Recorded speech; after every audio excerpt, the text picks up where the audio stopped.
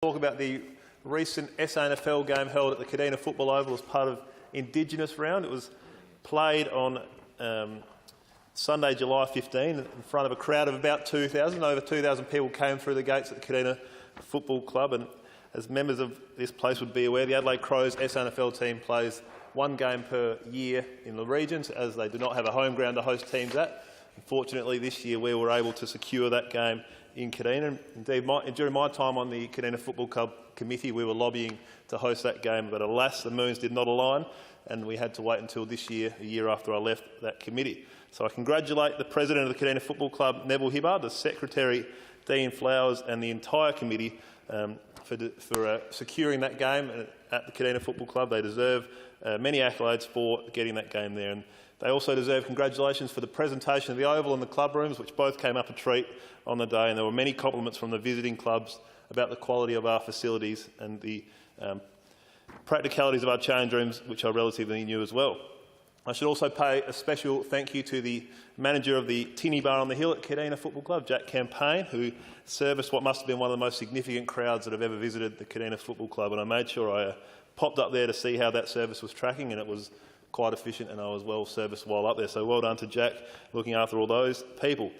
We also had a wonderful lunch at that game, which was organised by Matthew East and Tom Rosewarne from the Footy Club Committee, and just over 130 people attended that lunch and enjoyed a Q&A session with the coach of the Port Adelaide Magpies, Matthew Loken, local lad and Crows ruckman Sam Jacobs, and Crows coach Don Pike. I'd like to offer my thanks to the two clubs for the access they provided those people at the lunch. It was a remarkable and earnest dialogue, open dialogue between those three gentlemen who answered all questions honestly and openly to the people in attendance, with perhaps only one exception being, the one only exception being the Crows pre-season camp, which they were still a little bit guarded about.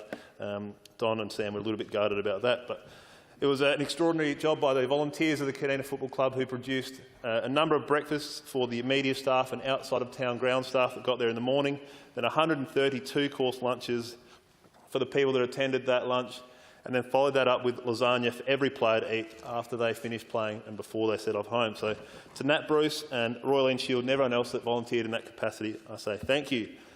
It was fitting that the game was hosted in Kadina this year, Mr. Speaker, because the brand new Copper Coast Sport and Leisure Centre has recently been completed and will be officially opened by the Deputy Prime Minister of Australia, Michael McCormack, tomorrow afternoon. And I'm very thankful that at this stage the member for Playford, the opposition whip, has granted me to pair to attend that important community event. So I say thank you to him, and I also think that it's worth acknowledging the former Minister for Recreation and Sport, the member for Mawson, and the former Minister for Education, the member for Port Adelaide, for the contributions that their respective departments made toward the cost of this project. It's just over a $10 million project to get this new facility up and running, and the state government, through various outlets, contributed almost $3 million, which the community is very thankful for.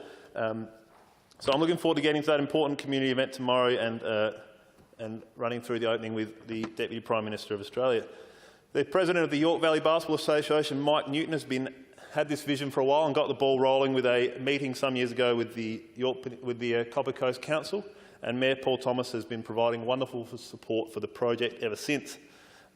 Dean Angus, the former principal of Kadina Memorial School, also got on board early, and the Kadina Memorial School ended up donating or contributing $500,000 toward the cost of the project. So that's thanks to the fine work of some of these local people. We now have an enviable facility which hosts a number of sports in our local community.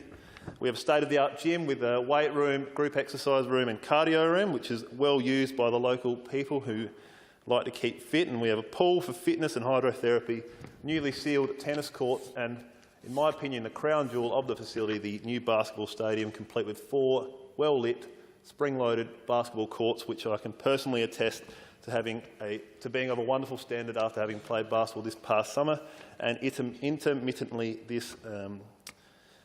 played last winter and intermittently this summer.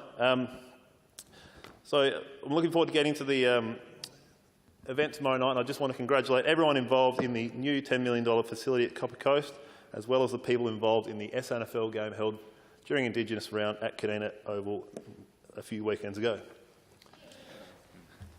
The member for Hertova. Thank you, Mr.